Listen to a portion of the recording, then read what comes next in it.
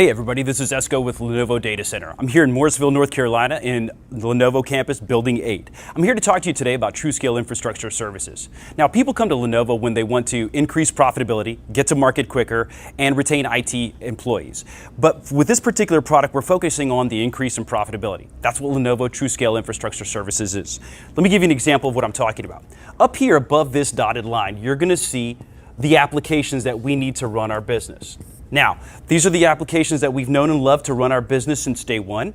And as we tend to need to grow our business, we're going to increase the need for applications. However, at the same clip, we're going to need to be able to grow the infrastructure that runs those applications.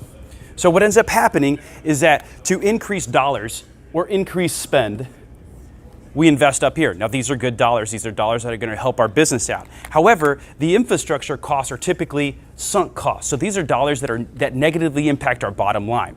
What if I gave you the ability to take advantage of the business trends as it grows and you need those resources, but to pay at the same rate that you're using or needing these resources? That's exactly what Lenovo TruScale Infrastructure Services is.